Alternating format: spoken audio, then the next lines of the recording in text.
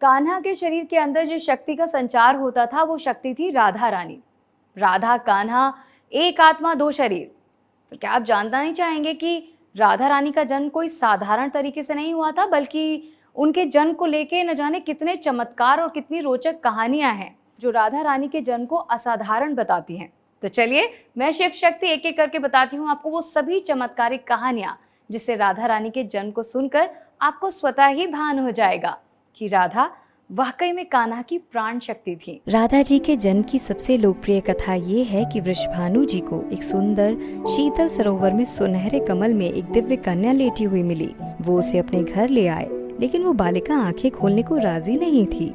पिता और माता ने समझाया कि वे देख नहीं सकती, लेकिन प्रभु लीला ऐसी थी कि राधा ने सबसे पहले श्री कृष्ण को ही देखा। जब पहली बार बाल रूप में श्री कृष्ण जी उनके सामने आए तो उन्होंने आंखें खोल दी।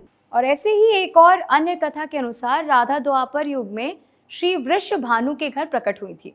कहते हैं कि एक बार श्री राधा गोलोक विहारी से रूठ गईं। इस समय गोप सुदामा प्रकट हुए। राधा का मान उनके लिए बहुत ही ज्यादा असहनीय हो गया। उन्होंने श्री राधा की भर्त्सना की और इससे कुपित होकर राधा ने कहा, सुदामा, तुम मेरे हृदय को संतृप्त कर चुके हो, असुर की भांति कार्य कर रहे हो, अतः तुम असुर योनि को प्राप्त हो। ये सुनकर सुदामा कांप उठे। बोले, गोलोकेश्वरी, तुमने मुझे अपने श्राप से नीचे गिरा दिया। मुझे असुर योनि प्राप्ति का दुख नहीं है, पर मुझे प्राप्त होगा कृष्ण वियोग। इस वियोग का तुम्हें अनुभव नहीं है, अतः एक बार तुम भी इस दुख का अनुभव जरूर करोगी। जब श्री हरि श्री कृष्ण का अवतार लेंगे, उस समय तुम अपनी सखियों के साथ गोप कन्या के रूप में जन्म लोगी और श्री कृष्ण से अलग रहोगी। और फिर प्रकृति ने क्या नया मायाजाल बुना, ये सुनिए।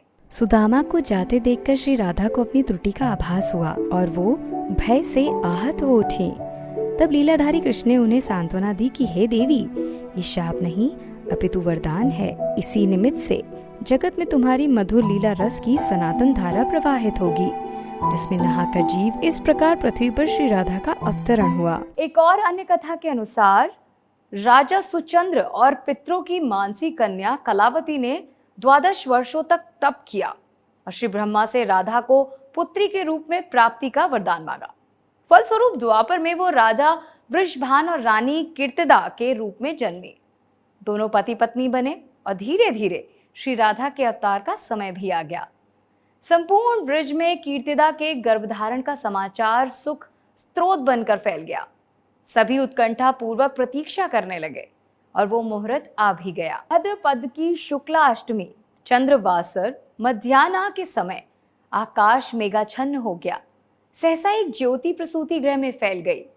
ये इतनी तीव्र ज्योति थी कि सभी के नेत्र बंद हो गए। तो दर्शकों, कैसी लगी आपको ये अनोखी और रहस्यमयी राधा रानी जी की कहानियां? हमें कमेंट के माध्यम से जरूर बताइएगा। और हाँ, हमारे चैनल का बेल आइकन जरूर प्रेस कीजिएगा ताकि हर अपडेट पहुंचे आपके पास सबसे पहले।